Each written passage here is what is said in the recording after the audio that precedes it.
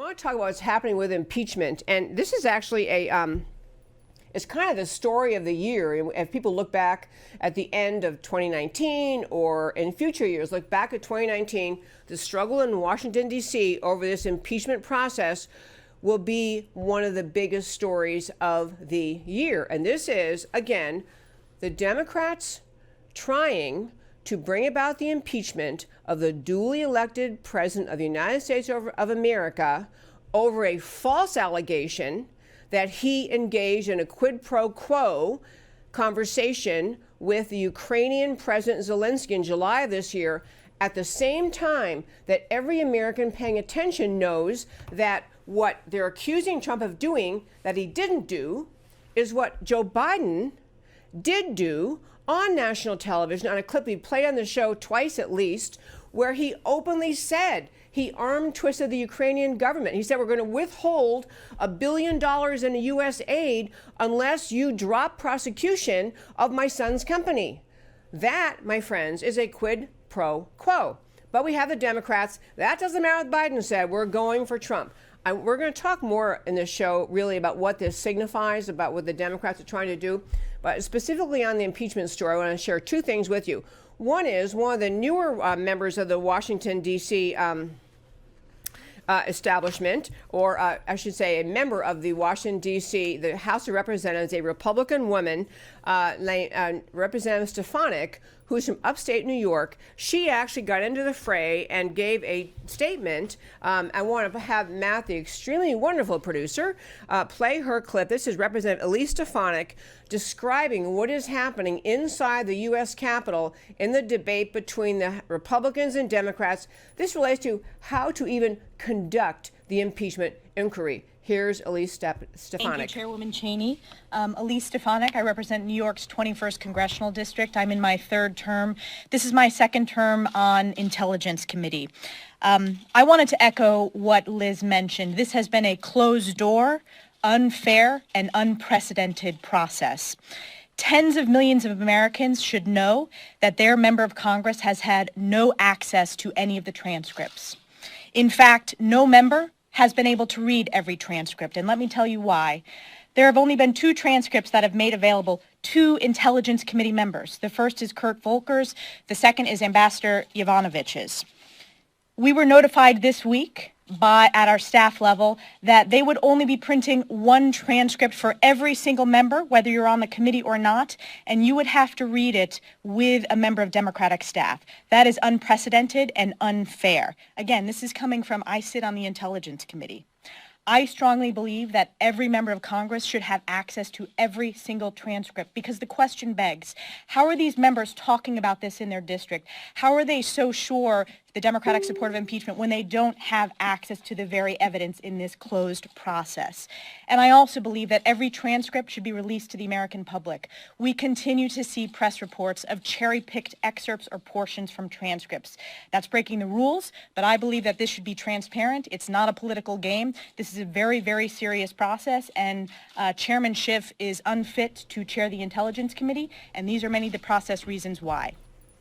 Okay, that again, Representative Elise Stefanik, she's from upstate New York, and that little clip tells you how wildly out of control the Democrat Party is in Washington, D.C., pursuing this impeachment. Wildly out of control. The idea that, as we talk about many times in the show, Nancy Pelosi, Speaker of the House, will not even hold a floor vote. She knows she can't get it through. She doesn't want to force her members to have to take a position, because she knows many of her members are from districts where the people support President Trump. Also, there's a poll out last week, I think it was, talking about independent voters in swing states. Independent voters in swing states are overwhelmingly opposed to this impeachment. So Pelosi's choosing the impeachment crowd in her tribe, in her Democrat Party, the impeachment crowd that has been talking about impeaching President Trump before he was even sworn in, and pushing issue after issue after issue, claiming that impeachment was justified, finally settling on, okay, maybe on this conversation between Trump and President Zelensky. And as everyone can see, because President Trump released a transcript, there's no wrongdoing there. I talked yesterday about the Democrats holding these private hearings, these private depositions with witnesses. You have Adam Schiff, the chair of the House Intelligence Committee, one of Pelosi's hugest mistakes, by the way. But that guy chairing the House Intelligence Committee, trying to arm twist Kurt Volker to change his testimony, the U.S. envoy to Ukraine, to fit the Democrats' impeachment mission. So this is a Democrat Party determined to take this president down. Two other quick pieces on it, this story, just keeping us up to date on it. One was that when the Republicans, we talked yesterday about some of the Republicans just coming to the House Intelligence Committee, super secret meeting in the basement of the Capitol where they're not letting other members in. So there's Democrats holding super secret hearings, not just that the American people can't see them, not just that it's that even members of the House aren't allowed in. So Republican House members tried to enter the hearing where this Democrat, Star Chamber hearing was being held and interrogating some witness, and you actually had the Democrat chair of that committee, Schiff, get up, walk out, and take the witness with him. And the other piece I didn't get to yesterday was the Republicans who showed up at this hearing were threatened with an ethics charge.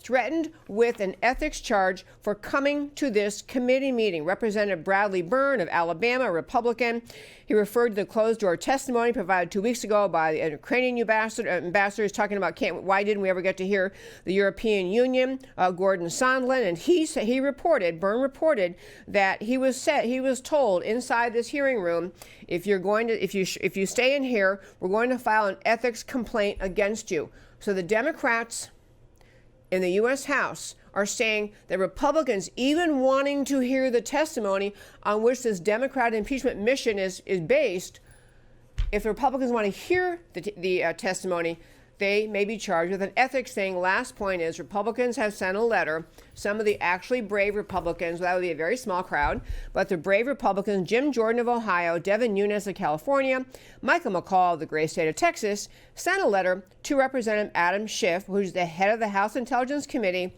saying, hey, all these witnesses you're calling, all this way you're trying to stir up something to impeach President Trump over, we, the Republicans, we want one witness. At least to start with, we want the whistleblower.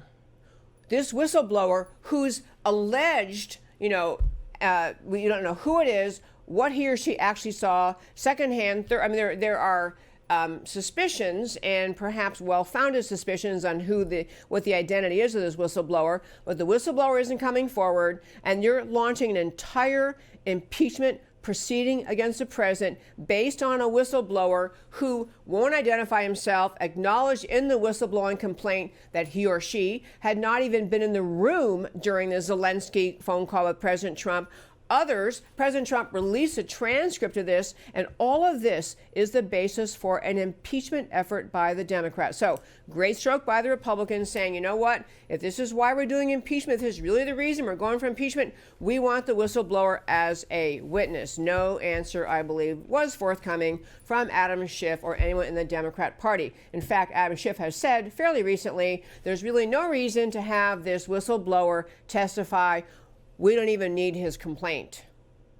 So they're basically launching an impeachment effort. To summarize and make clear you follow this, the Democrats are launching an impeachment effort based on alleged quid pro quo between allegedly President Trump conditioning some favor, payment of money, support of troops or lack of support, some favor or threat to the Ukraine in this phone call with President Zelensky of Ukraine on July 25th, 27th, 25th this year. And the basis of impeachment is the content of that phone call, which everyone can read. It has nothing to do. It is nothing like what the alleged whistleblower said it was like.